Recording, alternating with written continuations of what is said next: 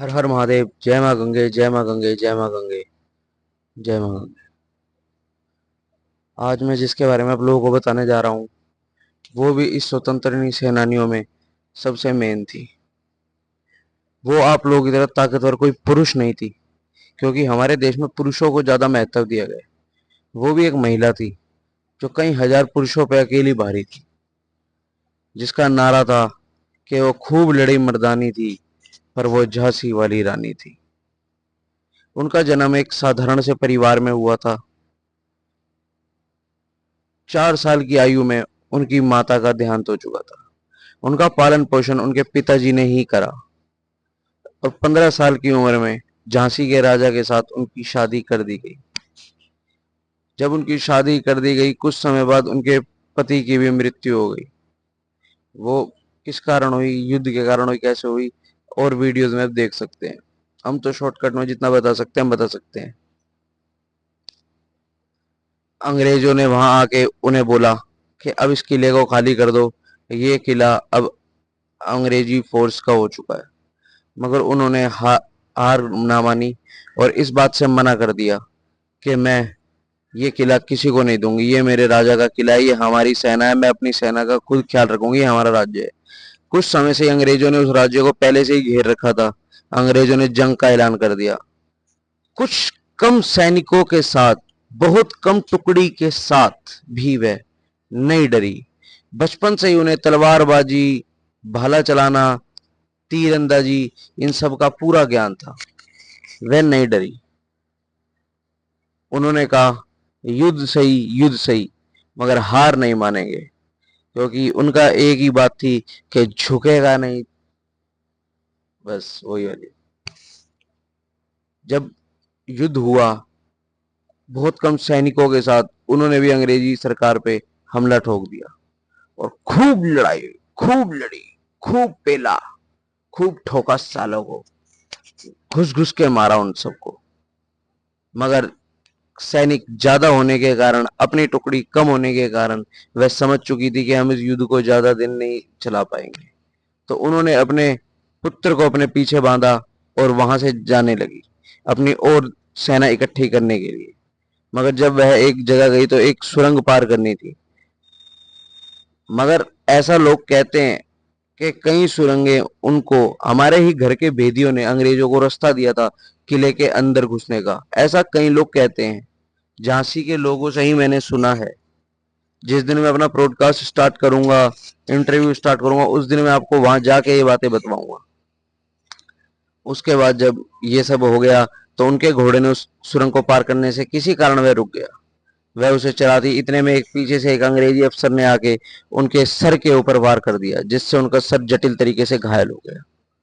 मगर वह तब भी हार नहीं मानी। खून उनकी आंखों में जा रहा था, जिससे उन्हें दिखना थोड़ा सा कम हो रहा था एक आंख से।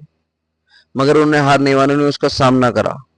मगर ज्यादा होने के कारण जब वह हारने लगी, जब उनके हाथ से हथियार रुकने लगा, हाथ से हथियार हिलने लगा, जब किसी के सर पे लगी हो, खून निकल रहा हो और अकेला हो, मगर इतने में उनकी टुकड़ी जो बची कुची थी वो आ गई।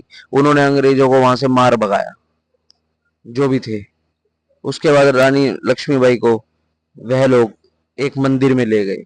उस मंदिर में उन्होंने अपनी सेना से सिर्फ एक ही बात बोली कि आप मेरे पुत्र को, अपने राजा को एक अच्छी जगह, सेफ जगह ले जाइए, सुरक्षित जगह ले जाइए, और मेरा जो आप लोग कर सकते हैं वो ये कीजिएगा कि मैं मरने के बाद भी अंग्रेजों के हाथ ना हो, कुछ ऐसा कर दीजिएगा।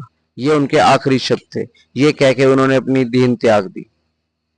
मगर फिर उनकी जो सेना थी, उन्होंने एक वहां से लकड़ियां बटोरी और एक चिता बनाई, उस पर उन्हें रखा और उस चिता को आग लगा दी।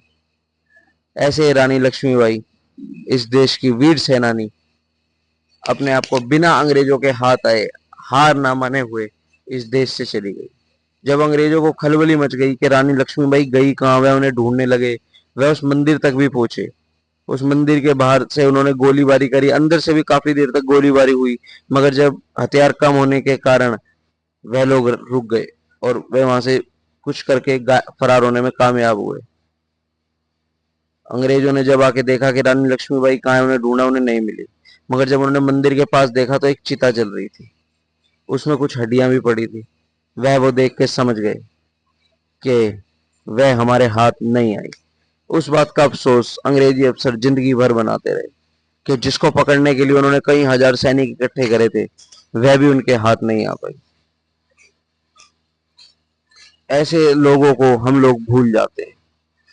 उन्हें क्या फायदा हुआ ये सब कुछ करके, मुझे ये आज तक समझ नहीं आया, मगर हम लोग उन्हें भूल जाते हैं।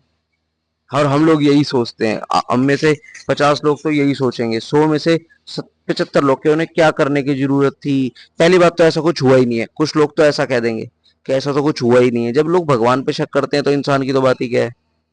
कुछ लोग तो ये कह देंगे ऐसा कुछ हुआ ही नहीं है, झूठी कहानी है, किताब में लिखी है। मगर जो हकीकत है वो वहां की दीवारें बताती है, वहां के किले बताते हैं, वहां का समाज बताता है।